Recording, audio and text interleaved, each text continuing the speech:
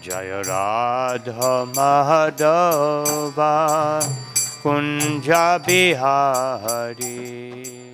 Om Jnanatimidandasya Gananjana Sharakaya Chakshurum Militam Yena Tasmai Sri Gurave Namaha.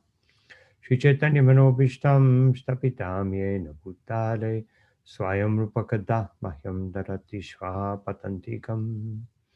Namo Om Vishnu Padaya Krishna Preshtaya Bhutale Shrimate Bhakti Vedanta Swaminiti Namane. Namaste Saraswati Deve Gauravani Pracharine Nirvishesha Shunyavadi Pastyatya Deshatarine Jai Shri Krishna Chaitanya Prabhu Nityananda Shri Advaita Garadha Shiva Shari Gaur Bhaktavinda Hare Krishna Krishna Krishna Hare Hare Hare Rama Rama Rama Hare Hare Panchakalpatarubhyascha Kripa Sindhubhyevacha Patitanam Pavanebhyo Vaishnavebhyo Namo Namaha. So it's a pleasure to be electronically situated in San Diego at the lotus feet of Shri Radhagiri Dari, one of some of the most elegant, beautiful deities in the movement. All deities are beautiful, but some deities are especially beautiful. So today I will read one passage, famous verse from the Srimad Bhagavatam, and then we'll discuss a little bit in terms of those who illustrate the principles uh, that are elucidated in this verse. So this is first canto, second chapter, text number 10. Om Namo Bhagavate Vasudevaya. Om Namo Bhagavate Vasudevaya. Om Namo Bhagavate Vasudevaya. So I'll read the verse and then the translation and purport, which is a very interesting point that Srila Prabhupada makes in the purport. Especially interesting. Kamasya nandriya priti labho jivata yavata jivasya tattva jigyasa narto yaschatta karma bhi. Translation and purport by Srila Prabhupada. Life's desires should never be directed towards sense gratification. One should desire only a healthy life or self-preservation, since a human being is meant for inquiry about the absolute truth. Nothing else should be the goal of one's works. So this particular verse, many of us would feel that right away from the very beginning, the Bhagavatam is sending us against the current of modern society where everything is directed towards sense gratification. I was making the point in a few classes that it's very amazing that someone who can kick a ball around or throw it around or bounce it around in an elegant way is paid millions and millions of dollars. But someone who educates others, even mundane education, maybe gets 40,000 a year, 50,000, California, a little more because everything's more expensive. And a spiritual teacher, if he's really giving spiritual truth, as our Param Guru or Param Guru, Pati Param Guru for many, Srila Bhaktisiddhanta Saraswati Thakur said, just speak the truth. Don't worry about money. Krishna is the husband of the goddess of fortune. Money will come. Of course, that's more easily said than done, but it's very interesting that this verse is telling us. But what is it telling us? One should desire a healthy life. So Srila Prabhupada in different presentations or different classes. He said healthy life means a comfortable life. And a comfortable life, otherwise there's nothing against comfort. Arjuna had comfort, Yudhishthira had comfort. But when Krishna dictated that there would be no comfort, otherwise being uh, exiled to the forest, then there was no comfort. But it made no dent on their Krishna consciousness. It just was accepted as the will of the Supreme Personality of Godhead. Oh, we can discuss that, but so it's very amazing that Srila Prabhupada had nothing against a comfortable life, although as long as that comfort provides a better opportunity to serve Krishna. So that should be the determining factor. How much pleasure, how much sense gratification do we need? Well, that's just as much to live a healthy life and a comfortable life, and as much comfort as we need to increase our service. When looking for comfort or striving for comfort becomes lessens our service, then it becomes Maya. Even Srila Prabhupada needed a certain degree of comfort. He needed silence. One devotee, one god brother of mine, he said when he was in London with Srila Prabhupada, he wasn't a very prominent devotee at that time, so probably still isn't. And so he decided that let me go outside Prabhupada's room and chant japa outside on the outside in the lawn, and there Prabhupada will see that I'm really fixed in my devotional service. So he was there chanting. After about 1.5 minutes, he said, Prabhupada opened the window, and Prabhupada said, "Oh, there's so many places to chant. No, we have such a big property here. You can find so many places to chant." Close the window. So he didn't exactly, no one ever exactly got what they expected to get from Srila Prabhupada. But because Prabhupada, as scriptures say, you can never understand the nature of a pure devotee, and what to speak of someone on the level of Srila Prabhupada. So I'll read the purport. The completely bewildered material civilization is wrongly directed toward the fulfillment of desires and sense gratification. Such a civilization, in all spheres of life, the ultimate end is sense gratification. In politics, social service, altruism, philanthropy, and ultimately in religion or even salvation, the very tint of sense gratification is ever increasingly predominant. In the political field, the leaders of men fight with one another to fulfill their personal sense gratification. Just on this particular note, I guess it was around 1985, when mega churches were just starting to blossom in the US, these big, stadium-like churches. So there was one very famous one in Dallas, which had seating for 20,000 people. So one devotee and myself, we decided to go see what is their secret, what do they say in such a, so that, maybe we can employ some techniques. So we went, we sat in the very back so we could escape if need be. And it was good that we did. So then the preacher came on stage, just like, almost like an entertainer walking out, everybody clapping with his microphone. And then he turned toward this big curtain on the back wall, which is a huge back wall. And the curtain opened, there was a big American flag. And so he said, "This, folks, is the real meaning of what we're doing here. God bless America. America is prosperous because God has blessed it, and because we have dedicated our lives to God." And so we immediately got up and left. But so just what Srila Prabhupada is saying here, even religion, salvation, people want sense gratification. The voters adore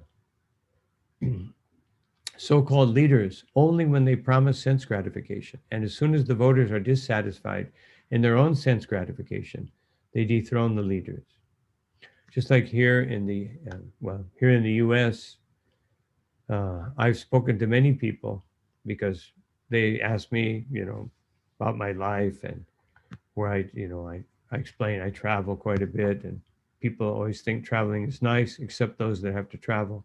And so, one person we were speaking about, different countries, and I mentioned a few of the countries that I visit, which are basically third world countries and not so great economies. Many of them are suffering. People suffer for want of money, and so uh, this particular person said, "Yes, it's too bad. It's too bad. We're so fortunate here." So I said, "Yes, we're fortunate because instead of distributing the resources so that others can live better, we have a tendency to exploit others so that we can live very comfortably at their cost." So that didn't go over very well with that person, but it's what Srila Prabhupada is saying here. Otherwise, everyone is so addicted to sense gratification, they don't care about thousands or hundreds of thousands of Chinese people working in factories to produce ridiculously cheap items so that we can try to enjoy them. No, people don't think about that. But Srila Prabhupada is making it very apparent here. The same is applicable in all other fields. No one is serious about the problems of life. And of course, Srila Prabhupada said, what are the problems of life? Birth, death, old age, and disease. Every other problem is a temporary, temporary uh, problem that will be solved at the very least at the time of death, if not sooner. It will just become, no, it has to disappear at some point in time. But these problems keep plaguing us again and again. So even those who are on the path of salvation desire to become one with the absolute truth and desire to commit spiritual suicide for sense gratification. What is that spiritual suicide?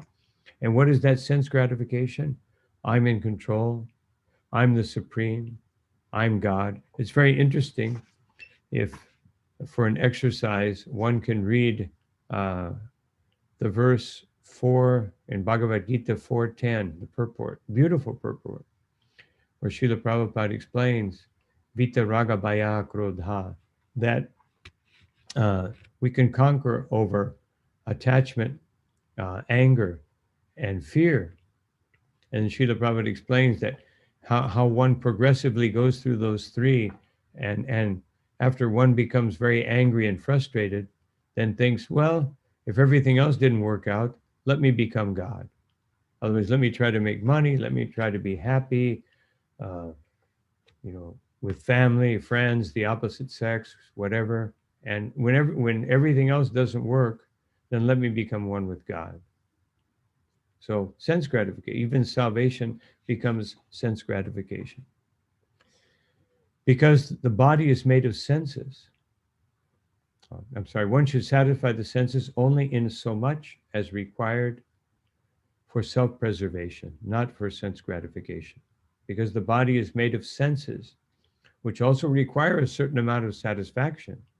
There are regulative directions for the satisfaction of the senses. But the senses are not meant for unrestricted enjoyment. And of course, the classic example of that is eating. If you eat the right amount and the right things, then you're happy, you're healthy, you're full of energy in most cases, unless we have some karma looming over us that won't allow us to be healthy no matter what.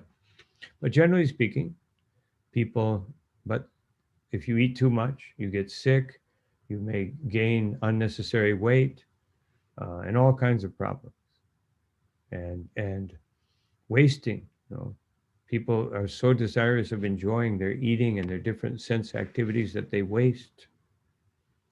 For example, marriage or the combination of a man with a woman is necessary for progeny, but it is not meant for sense gratification. In the absence of voluntary restraint, there is propaganda for family planning. But foolish men do not know that family planning is automatically executed as soon as there is search after the absolute truth. So I found this particular statement to be very, very wonderful, very revolutionary statement of Srila Prabhupada. The outside society is always trying to figure out, just like every time I go to a big city, there's always like 2 or 3 freeways. They're under construction. They're putting in another lane. You know. Why? Because the suburbs have extended out and there's too much traffic. So they put another lane. But as soon as they put another lane, they put another suburb a little farther out, and it goes back to the same situation. So the same thing, family planning, or whatever. You know, people, instead of searching after the absolute truth, just like in the Srimad Bhagavatam, in a little farther along in the 5th chapter, it says, Tasyaiva hetu prayatitta kovido na labhyate tad brahmatamu paryada. That one should search, an intelligent person, kovida, should search for that which is beyond the something that cannot be obtained in this world. Because everything else, you go from Brahmaloka to the smallest insect, you go from the highest realm of the universe to the lowest. And what will you find?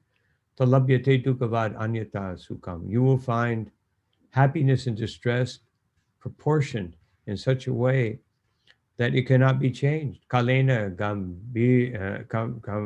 sarvatra gabira ramhasa. That, and you will get, in due course of time, you'll get the happiness or the distress that is allotted to you for your previous activities. And then now in this life, you're contributing some more, but most of that will probably become manifest in the future, not right away, because we've already got so much karma baggage from the past. How many lifetimes, how many instances have we been in where we've created a situation that causes us to become more and more and more situated in entangled. Even good works, even that which makes us happy materially, or trying to help others, or helping an elderly lady across the street, or doing some good deed, it's also karma. It ties us to this material world. It obliges us to someone we helped. Now they have to help us. So the best thing to do is to serve Krishna. And this is what Srila Prabhupada, of course, is recommending here, that we, if we actually restrain ourselves, and not restraint, not a forced restraint, but a restraint that is achieved by displacement, displacing. This displacement principle is spoken about in Bhagavad Gita, param drishtva nivartate. Displacing, getting some greater pleasure. And then, we've all experienced this. Children, they have a toy, like a 2-year-old has a certain toy. You try to take it away from them, you can only imagine. Of course, those of you who have children can understand what that means. But then when there's a new toy, a better toy, or a new bicycle, or after that a car or whatever, then very easy to give up. So this is the principle given by Krishna, displacement, or technically speaking, nirbandha Krishna sambandhe, that we achieve detachment from unnecessary things, or things that are obstacles in our spiritual advancement, by becoming more attached to Krishna. We want to see beauty. Everybody wants to see beauty, go on a trip. In California, you can drive into the mountains, very beautiful, some lakes, some rivers, some the ocean. We can go to another country, see the seven wonders of the world. But what is that compared to the beauty of Krishna? When Srila Prabhupada was walking once in Los Angeles, one devotee said to Prabhupada, yes, the sunset is very beautiful. And Prabhupada just said no. And devotee, but Prabhupada, it's coming from Krishna. So Krishna is the most beautiful. Can't we appreciate that beauty? Prabhupada said, you were not seeing it coming from Krishna. Otherwise, Prabhupada could see that he was just expressing, the beauty. Well, there's nothing wrong with expressing the beauty, but Prabhupada wanted the devotees to really become Krishna conscious and see everything as coming from Krishna. So, searching for the absolute truth, as Srila Prabhupada says here, searching for the absolute truth, the real purpose of life. Just like in the past, when I did Sankirtan, and whenever I do it, generally speaking, I like to say, I introduce myself, and then I generally say, what is your goal in life? And I find people just become flabbergasted. They can't answer. They have to really think about it. Well, make some money, take care of my family. And then I always say, well, what beyond and above that? And people are bewildered. Their goal is 30 years of security in this world. So let me fix my payments over the next 20, 30 years so I can be comfortable. And we know that never works out.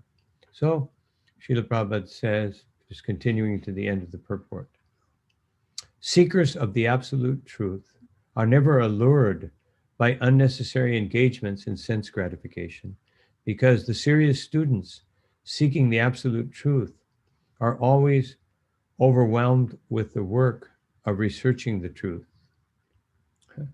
Otherwise, Krishna is so great, so wonderful. This Bhagavatam, 18,000 verses, each of which, not each, but many of which, not every verse could be spoken about for 1 week or 2 weeks or 3 weeks, but many, many, many verses could be spoken about for unlimited amounts of time. And so a devotee is overwhelmed.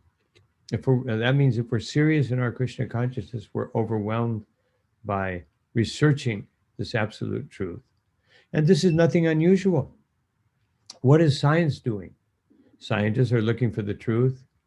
They're looking for first they were looking for the God particle. I remember one article came out a few years ago. It was about research. I think it was in Switzerland. They have a super accelerator there. So they were looking for the God particle, and they said, we found it. But then all of a sudden they said, no, otherwise it went out of the reactor, and they said it crossed through France and went somewhere into England. So they couldn't contain the God particle. And now there's a new thing I just saw the other day. I can't remember the name of it, certain type of chromosome. This chromosome will give us immortality. That's a way to attract someone to your article. But then they said, yes, this can actually help the aging process. Although, and there's the although or the but that butts us. And it says, but, or although, it has had some adverse effects in mice, but we're sure that we can, and also, if you use it in one way, it can cure cancer, but that can also cause your life to get shortened. But if you use it for increasing your life, the downside may be that if you have any tendency toward cancer, it will become accelerated. But we'll work it out. And so this is the promise. So In every sphere of life, therefore, the ultimate end must be seeking after the absolute truth, and that sort of engagement will make one happy because he will be less engaged in the varieties of sense gratification. And what that absolute uh, is explained as follows, which we won't get into right now. So the previous verse said, Dharmasya yapavargyasya, that Dharma, or our real duty in life, our real activity, our real nature is apavargyasya, is just what it says here. Instead of engaging in varieties of sense gratification, engage in varieties of spiritual satisfaction. This is what the Bhagavatam offers us. I was just having an interchange with someone about uh, this very point, the varieties of sense gratification and the varieties of spiritual enlightenment. So, which has more variety?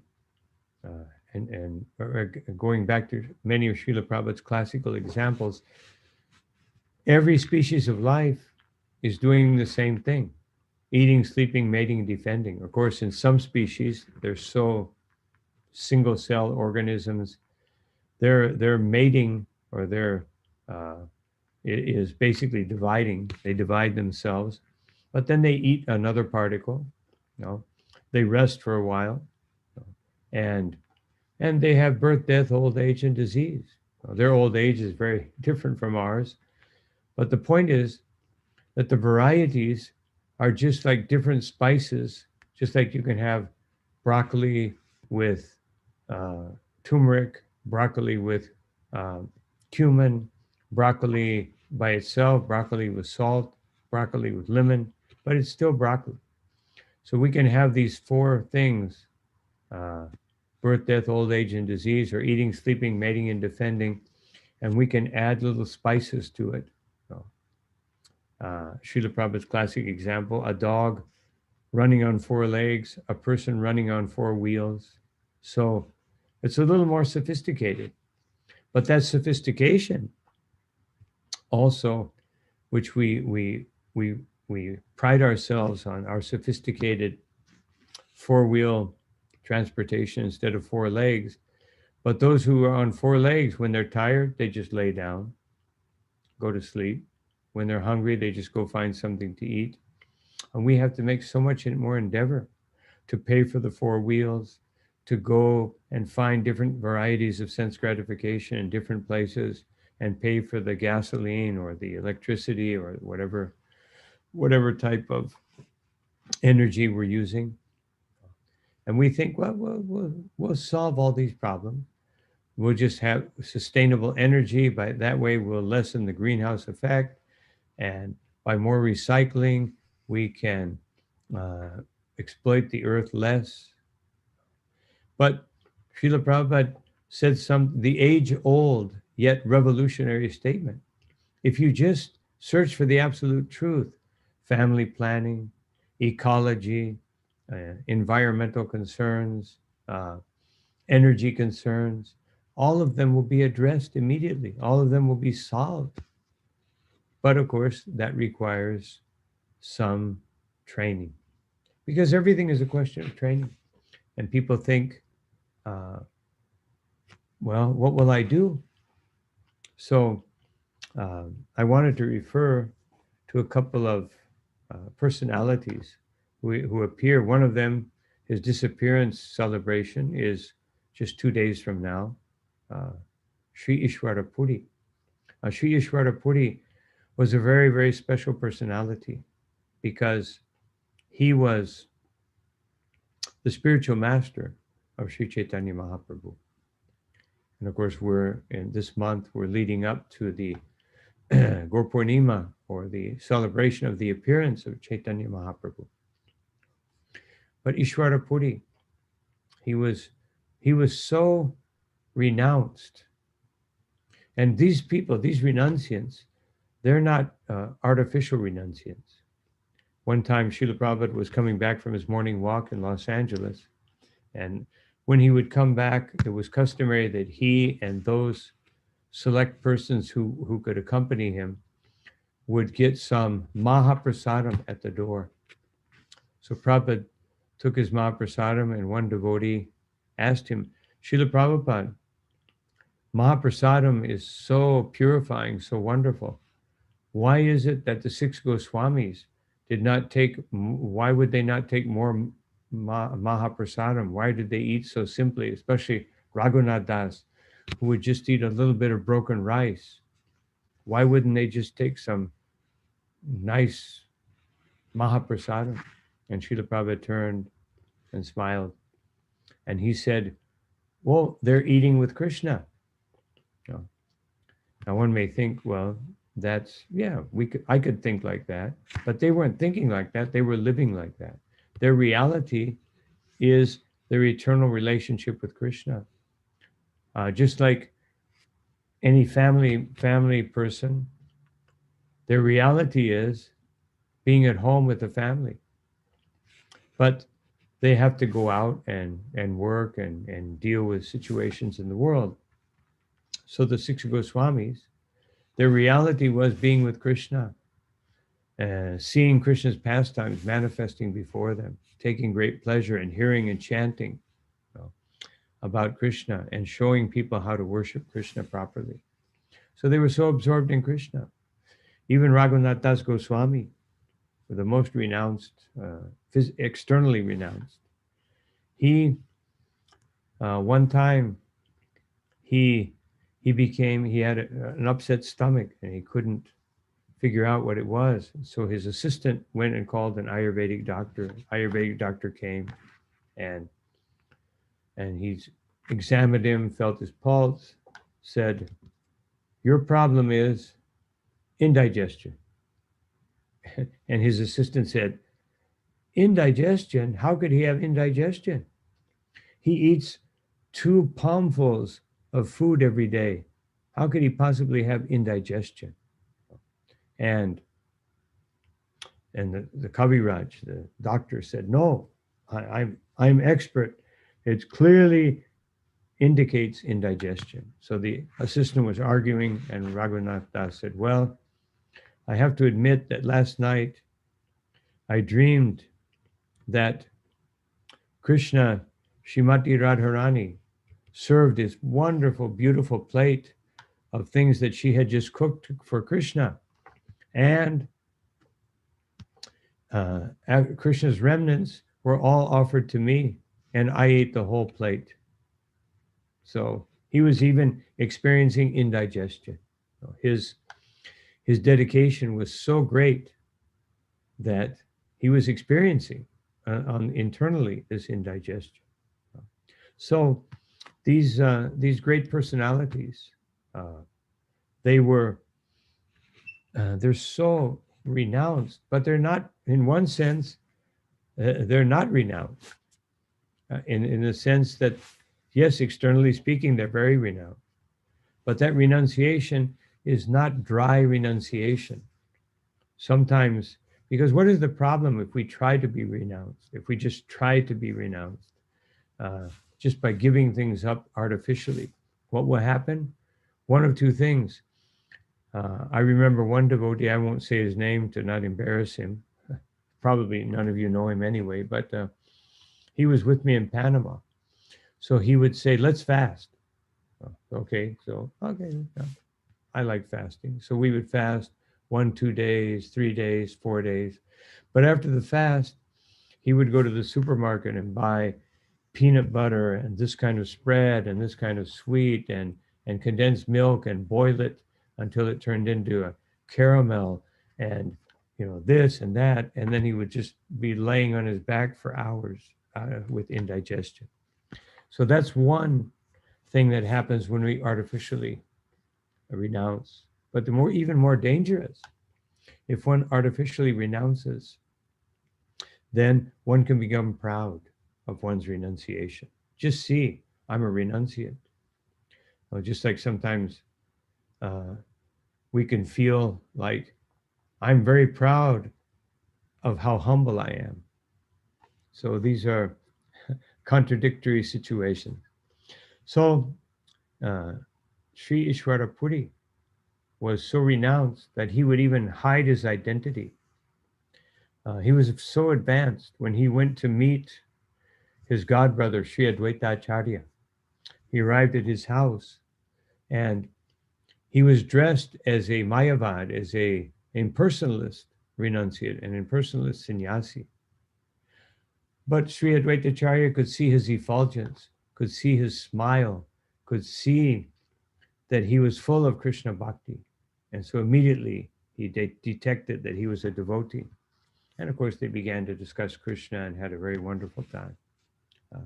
And so Ishwara Puri, he met, then he stayed in Navadvip for some time. He met Gadadhar Pandit, and he was teaching him from his book, Sri Krishna Vijay. And then he met Chaitanya Mahaprabhu. And immediately, Chaitanya Mahaprabhu offered obeisances, and being a grihastha, and he was showing the proper etiquette, although certainly everyone offers obeisances to him. And they spent time together. And then Ishwara Puri said to Chaitanya Mahaprabhu that, if you're such you're Nimai Pandit, you're a great scholar. Could you please review my book and correct it? And Chaitanya Mahaprabhu said, anyone who tries to correct the book of someone as great as you, Puripad, someone who's so exalted, is simply an offender, not understanding that whatever comes from the lotus mouth, or the lotus pen in this case, of a great Vaishnava, that is perfect in itself because it only deals with glorification of Krishna. Well, then a few days later, Chaitanya Mahaprabhu, he said, well, there is one thing. This verb, you express this verb in this particular way, but it should be in another tense. And so Ishwara Puri humbly accepted it. But then a day later or a couple of days later, he said, actually, I've decided that my way of doing it was best. Now, why did he do that? Because Chaitanya Mahaprabhu wanted him to. Otherwise, he had simply accepted. Even though he was, by material calculation, much more elevated personality than Chaitanya Mahaprabhu, than Nimai Pandit. Externally speaking, in society, he was a renunciant. And especially at that time, renunciants in India, still renunciants are very much honored, but at that time they were honored even more.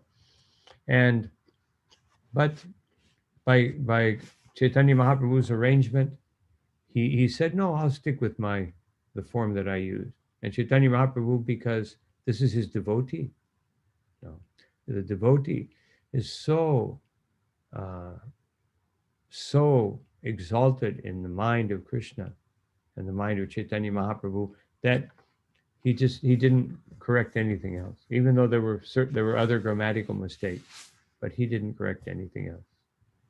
So the point is that this Ishwara Puri was in total ecstasy by being with Chaitanya Mahaprabhu. And then later on, when Chaitanya Mahaprabhu, on the pretext of going to Gaya and doing the Pinda ceremony for his father, he went, he offered obeisances to the lotus feet of Gadadhar or Vishnu. He heard the Brahmins chanting, but then he saw Sri Ishwara Puri, and he came and said, now the real purpose of my coming here has been achieved. Because the real purpose is Janesh Vabigeshu Swa Eva Gokara. In the Bhagavatam, it says that if one doesn't come to a holy place to meet saintly persons, then one's mentality is no better than a cow or an ass. Just like we go to Mayapur, Vrindavan, holy places, we see donkeys. Of course, they're very elevated donkeys, but we see cows. But what are they doing? Eating, sleeping. So if one goes to a holy place and just eats and sleeps or invents one's own process of being there, then we're no better than the four-legged residents of those places. So, Chaitanya Mahaprabhu, then one day in his residence, he was cooking. Ishwara Puri came. He immediately gave everything to Ishwara Puri. And then a day later, he came and he saw Ishwara Puri. He said, actually, the purpose of my coming here on the pretext of doing pinda for my father was just to meet a great elevated personality like you. Because that's the real purpose of life. Because only someone like you can take me beyond the desires to enjoy this material world. That please become my spiritual master. And Ishwara Puri said, you are the supreme person. So how can I be your spiritual master when you are the spiritual master of the universe? But because you want me to do it, then I will do it. So this is real renunciation. Real renunciation means accepting the desire of the Lord. And usually the Lord's desire puts us in a more pleasurable circumstance. Because spiritually speaking, if we get this opportunity, as Rupa Goswami said, what are we doing in this world? Kamadinam katina katida palita durni desha tesham jatamai nakaruna nakaruna natrapa nopashanti. What are we doing in this world? We become slaves to our senses, durni desha, and those senses are giving us so much disturbance. And even though we're serving them so faithfully, na karuna, they have no mercy, na trapa, they don't leave us alone, and no pashanti, and they never really satisfy our desires. So then Rupa Goswami said, this is my dilemma. I'm serving these merciless and 24 hours a day, 24/7. The senses are working 24/7. Even when we're sleeping, they're demanding so many things. So, but he said, Utsrijai tan atayadupati sampatam labdha buddhis. But now I met this wonderful person, Yadupati Krsna, and my intelligence has awakened. So, Tvam ayata sharanam abhayam mam niyukshvatma dasye. Now I'm free from all fear of the anxiety, because fear, of course, in Sanskrit, fear is bhayam, but bhayam can also mean just anxiety. So now I've become free from anxiety by taking shelter of your lotus feet and becoming your servant. Now all my distresses, everything is gone. So this is the result. And Srila Prabhupada, he didn't encourage us to just give up. Renunciation doesn't mean give up, because Prabhupada said, actually, we don't have anything, so what can we give up? Real renunciation means give up the idea that I even have something. But renunciation means to understand everything belongs to Krishna and live in that consciousness. It's not a problem that you have a car or two cars or three cars or a big house or a little house or no house or three houses. But use all of those things for Krishna. That's real renunciation. Just like a king needs a palace, and a renounced Brahmin needs a little space, just like the famous Sudam Brahmin. He went to see Krishna on the plea of his wife to go see your friend Krishna. He has so much opulence. So he went not so much to get the opulence, but feeling that I need to serve my wife. She's not happy. So let me go and I'll be able to see Krishna. And then Krishna spoke to him. They had a wonderful time together. On his way back, he was thinking, actually, Krishna, I gave him some broken rice that I had taken for him. He was so grateful, but he didn't give me anything. Krishna's so wonderful because he knows that I would probably become bewildered if he gave me anything. So he was very happy, but when he arrived home, there was no hut anymore. There was a beautiful palace and gardens and buildings. And he walked up the stairs, and he saw this beautiful woman like the goddess of fortune. And he said, "Who are you?" And she said, "I'm your wife." Of course, his wife previously was, her her her cheeks were sunken from hunger and her body wrinkled up. Now she looked like beautiful. And then he transformed into a beautiful person. Otherwise, she wouldn't have recognized him. They would have passed each other.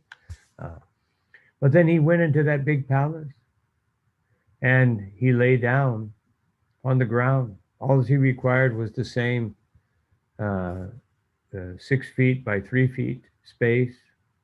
And otherwise, everything was for Krishna. So Krishna gave him a palace or Krishna gave him a hut. It was the same for him. And this is renunciation. Renunciation means really accepting whatever Krishna gives us and trying to use it properly. And the more that we live like that, the more that Krishna will want to give us. Unless Krishna is trying to teach others through our example, like he did with Arjuna, then there may be some difficult times. But ultimately, Krishna wants all of his devotees to be happy. Actually, when the demigod in the 5th canto of the Bhagavatam, it says that, I can't remember the verse right now, but Satyam Dishat Yatito Artitan Rinam, that the Lord is very desirous, the demigods are saying, the Lord is very desirous of giving anyone what they desire. But if he perceives that they will use it improperly and it will lead them into more entanglement in this material world, what does he do? Because they're worshiping him, he gives them his lotus feet on their head, even though that's not what they aspired for. And that will give them more satisfaction than anything else. So this is Krishna's program. Because everything we have and all of the objects of sense gratification, they require so much effort. The great devotee, Sri Prahlad Maharaj, he said that dukaushadam tadapi dukam, that the difficulty you have to go through to try to eliminate suffering many times is greater than the suffering itself. Otherwise, the effort we have to put into creating what we would conceive of as a non-suffering condition usually requires more effort than just accepting what comes naturally.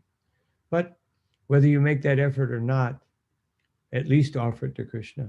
Find the way to offer it to Krishna. Find the way to have the consciousness to offer to Krishna. Just like this great devotee, Sri Ishwara Puri, by his devotion, what happened to him? He became the spiritual master of the Supreme Personality of Godhead. One time Srila Prabhupada said, the Mayavadis, the impersonalists, they're very foolish because they want to become one with God. But the devotee of the Lord, he becomes greater than God. Of course, that's not a devotee's desire, but that's what will happen. Krishna wants his devotee to take a position where Krishna becomes subordinate. Krishna loves that. That's what Krishna loves to do. But when we try to do that by making Krishna our order supplier, then the opposite happens. But when we really try to make Krishna the object of our of our love, of our devotion, of our work, of our activities. Bhuktaram Jagatapasam Sarvaloka Maheshwaram. We understand He's the owner of everything. He's the goal of everything. He's my best friend. How can we go wrong? One time a devotee asked Srila Prabhupada, Srila Prabhupada, I was thinking about studying law. That way I can, we need legal help sometimes in the movement. Prabhupada said, why should you study law? You should simply preach to the lawyers. Of course, sometimes devotees do study law and then they become successful lawyers and help. But that was Prabhupada. So Prabhupada gave the example. He said, just like Krishna, you can work so hard to become opulent, or you can understand Krishna, the supremely opulent person, is your best friend, and therefore you have immediate access to all opulence. Prabhupada said, better to have a rich best friend than to strive to become rich, because as soon as you have a rich best friend, you have access to all that opulence. Of course, sometimes Krishna may not give all the opulence right away because it might be detrimental to our spiritual advance. Another great renunciant, Sri Madhavendra Puri. I'm just going to give one example because we're coming toward the end of our time. He was so renounced that he walked for days and days and days, and 3 days he was fasting. And when he arrived in Govardhan, in Vrindavan, and he was sitting down, he was like very, meditating on Krishna, chanting the holy name. And just because of so much fasting and walking, he was in a meditative state, and he saw this young boy come and offered him milk. He said, no, I'm fasting. And Krishna, that was Krishna. And he said, no one fasts in my village. And so he gave him the milk, and he said, I'll come back later for the pot. He took the milk, and because if you haven't eaten for 3 days, if you take some milk, then you feel a little drowsy. So he dozed off for a few minutes, and he saw that this is Krishna. And Krishna told him, please go to the bushes. I'm there in my deity form. Take me out and put me on the top of Govardhan Hill and worship me. So he wanted to be renounced, but Krishna turned his renunciation into a wonderful festival.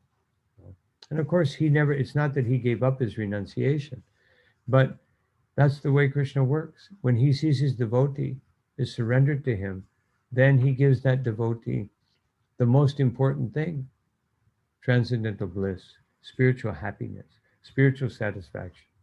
So whether that takes material opulence to bring that out, or whether it takes, whether Krishna decides to limit us this way or that way, the result will be the same if we simply accept the will of the Supreme Personality of Godhead, which is what is saying here. I just wanted to conclude by saying that the Bhagavatam, Chaitanya Charitamrita, in the story of Kurma Brahman, where Chaitanya Mahaprabhu tells Kurma Brahman, you stay in your home with your family and you preach Krishna consciousness, and others will benefit from that. Don't try to come and travel with me, but accept your position and be Krishna conscious. So Srila Prabhupada says in the purport where that instruction is given, Charidakatarikaha Krishna Padesha Maragyaya Guru Hanyatare Desh. Just become a guru by living in where you live and preaching Krishna consciousness. So Srila Prabhupada says, there is no need for taking sannyas. Everyone can live comfortably in their home and chant the holy name of Krishna. Of course, if we chant the holy name of Krishna, then and feel some pleasure from it, we will want to give it to others. And who will we want to give it to? That depends on our vision. Like generally speaking, we want to share something very wonderful with our family members, with our friends. But when we understand that everyone is Krishna's family, Sarva Samashu Bhuteshu, all living entities are part and parcel of Krishna, and we should see them in the same way, then we'll want to give this holy name and this Krishna consciousness to everyone. So this is what's being recommended here. Jivasya tattva jigyasya. The real purpose of life is tattva jigyasa, to understand the absolute truth, and therefore we should accept just as much sense gratification as we need to be healthy and physically healthy and happy to be able to serve Krishna in a very wonderful way. So I don't know if I should leave a few minutes for questions. Yeah, that would be good. Okay. Are there any questions? Someone can raise their hand, their electronic hand, or speak out, or those that are viewing on Zoom. Okay, yeah, I was thinking you were talking about renunciation. I was just wondering if you could comment on, because like Chaitanya Mahaprabhu, there's that verse that says that he came to teach renunciation and devotion to himself. Mhm. So whether one's a sannyasi or brahmachari or whatever position they're in, that renunciation is important. So I was wondering if you could comment on that the idea of the importance of say having friendship in Krishna consciousness to help, you could say, maintain our spiritual position or our renunciation in Krishna consciousness. Because if we don't have friends, then I don't know if does that make sense. let me wade through that one. That's a little convoluted, but I think I understand. So, Okay. First of all, what did Srila Prabhupada say about renunciation? One devotee asked Srila Prabhupada, what should we renounce? What should we give up? And what should be our austerity? And Prabhupada said, your austerity is to chant Hare Krishna. And then Prabhupada said, but Prabhupada, but beyond that, Prabhupada said, chant more. So this is our real austerity. As long as it remains in austerity, once it is not in austerity, once it's actually the greatest pleasure in our life, the chanting of the holy name, that opens the door to so much friendship. Now, speaking of friendship and renunciation, it's very important because the first principle, there were the five last principles of devotional qualities or devotional activities, 64. The five last ones begin with sadhu sangha, association or friendship with devotees. So when we have friendship with devotees, then it's more easier to chant the holy name. When we have friendship with devotees, it's easier and more palatable to hear the Srimad Bhagavatam. When we have friendship with devotees, we're automatically residing in a holy place. And when we have friendship with devotees, then we will see and worship deities constantly. So that friendship with devotees and dedication to devotional service brings us to gives us that higher pleasure and is actually becomes a source of renunciation, which is what I tried to emphasize in the class, that real renunciation means displacement. Otherwise, instead of becoming attracted to so many things in this world, when we have friendship with those who are not attracted to all the things in this world, then that friendship is so powerful. As the Bhagavatam says, Tuliyama lavanapi naswargam napumar bhavam bhagavat sangi sangasya, that when we associate with someone and we have friendship with someone who's very pure, then even a slight amount of association takes us beyond heavenly desires or desires for heavenly pleasures or even liberation. So yes, that friendship is very important. Is that okay? Or? Yes, thank you. Any other questions? From Anyone? Yeah, we have one here. Thank you. Thank you, Maharaj. Thank you for being with us tonight. It's really nice. My question is regarding some of the points that you were making. I mean, it's around the verse, the idea of sense gratification and keeping your eyes on the goal or the absolute truth. Throughout the lecture, you mentioned the idea of making money, and it seemed that sometimes it was favorable to make money, and other times it was seen as not favorable, or even the means of making money. So sometimes I think this is sometimes confusing for younger devotees as far as making money seen as bad or good, or is it just simply losing sight of the goal and losing sight of the absolute truth that we should be a little bit more leery of than the actual ambition of making money to support one's family, et cetera, et cetera. Yes. I tried to make the point that making money is, I'm just going to read something I just looked up while you were asking the question. One who is in Krishna consciousness should not give up earning money out of fear that he is performing fruitive activity. If by working one can engage his money in Krishna consciousness, or if by rising early in the morning one can advance his transcendental Krishna consciousness, one should not desist out of fear or because such activities are considered troublesome. So that's from Bhagavad Gita 18:8. So we don't discourage anyone from anything. We try to encourage them. If you want to make money, then let's then try to use it all in Krishna's service, or as much as possible. And that is the principle of renunciation, because Krishna is speaking about renunciation, but Srila Prabhupada makes the point that renunciation in the mode of passion, otherwise renouncing because something is too difficult, being a brahmachari because family life seems too difficult, although I have an attraction for that association, but I don't want the difficulty. That's improper renunciation.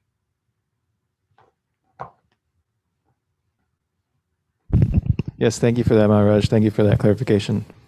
Beautiful. Any other questions?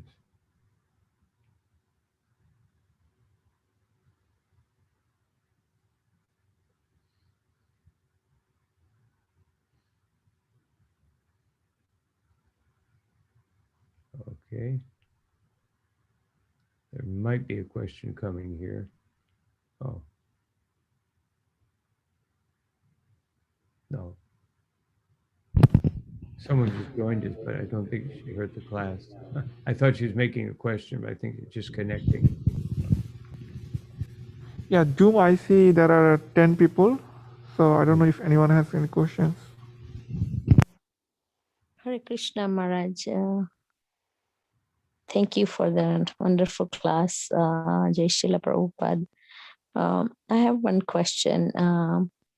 When you mentioned, Maharaj, that when we go to the Dham, we have to find some association or some kind of, we have to hear from authority or some kind of sadhu sangha or something. Sometimes we don't have in every Dham, it's hard to find association or something. My question is, if we chant and we just visit holy Dham, do snan in Ganga or something, so is that okay, or we have to find some Well, sangha? I can relate to you an experience that I had, 1976, when we were in Vrindavan. One day we went to class, and I was a little sick, but there were very few devotees in the class. And Srila Prabhupada asked, where are the devotees? And one of the leaders said, well, many people went on different parikrams, and Prabhupada said, I have made this temple so that people, you can come and hear. And so, and Prabhupada just had a stern look on his face. And then he went on with the class. He started the class. So, it doesn't necessarily mean that we have to go and search out one particular personality, but our main activity should be hearing and chanting. So that's the point. And for hearing, if you want to hear properly, the best thing to do is to try to, in our temple, we have classes every day. So whether you're in Mayapur, Vrindavan, Jagannath Puri, or, there's like, I think almost 300, and so I can't remember how many temples there are in India, but practically speaking, any major town, there's an ISKCON temple where you can hear. So that's what it means. Doesn't mean that you have to search out an Ishwara Puri or a Mahaprabhu, but just find someone that you can hear from, and just go there with the idea of hearing. So that's the point. Thank you so much. Hare Krishna, Maharaj.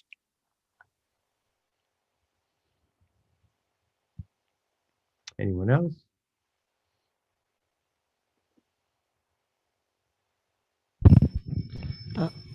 I have one question, Maharaj. How do we improve our chanting?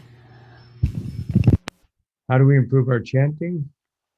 Well, there's many ways. One of them, one of the best ways is to hear what we're chanting, and really concentrate on hearing the chanting.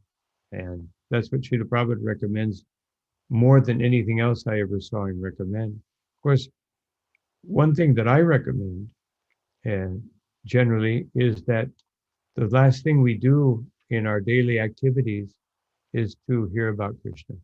This used to be like the program in all of our temples. We would all sit down, have a cup of milk and maybe a cupcake or something at around 8:15 or so, and we would hear for 45 minutes, or different places, different times, but we would hear Krishna book and immediately take rest. And the result is, the last thing you hear about is the first thing that your mind will focus on. So the more we hear about Krishna, if we make a vow to hear about Krishna at night, then in the morning when we wake up, that's what we want to do. We'll want to chant his holy name. We want to glorify Krishna. But if the last thing we do is Facebook or business or a TV or something else, then our mind will be attracted to sense gratification or some issue, and that will be dwelling in the mind, and therefore our focus will be interrupted. So that's called sankalpa. Sankalpa means we make a wish, especially at night. Srila Prabhupada mentioned that at night one should think, what did I do for Krishna? What did I do for Maya? So let me do more for Krishna, less for Maya. So if we do this sankalpa and we hear about Krishna with the desire to wake up and chant very fervently, then that helps a lot. I found that helps a lot.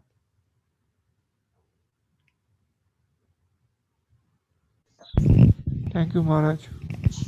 And of course, one thing that Prabhupada always recommended also was that you start early. Start chanting very early, and it makes it much better quality. Yes, someone else was going to ask a question. Yeah, Maharaj, please accept my humble obeisances. I have a question with the point you mentioned that if we are helping a old lady trying to cross the road, that also is going to bind us in karma, and we have to come back to get the result of that. So my question is that we see a lot of people in need of help. So we are still supposed to help them, right, Maharaj? If we can do something to help to alleviate their pain. Yes, our Krishna consciousness means helping people.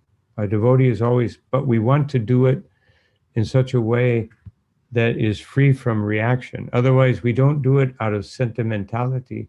we do it out of Krishna consciousness. That's the point.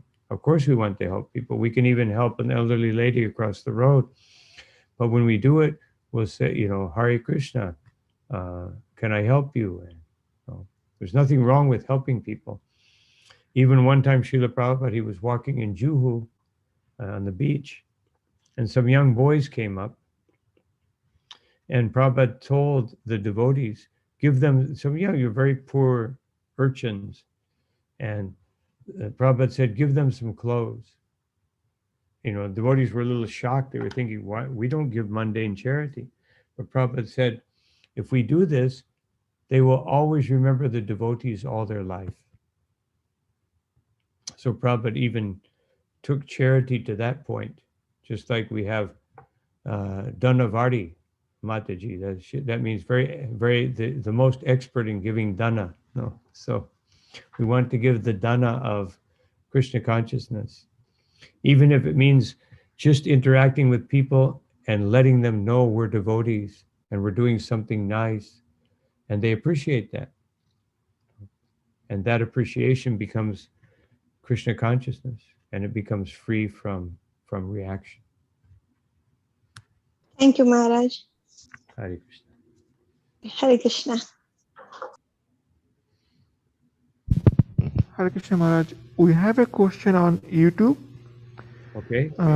There is someone who says, how do we pick up on chanting after being digressed for a while? After what? I'm sorry, I didn't hear the last part. Could you repeat the last question? How do we pick up the, sorry.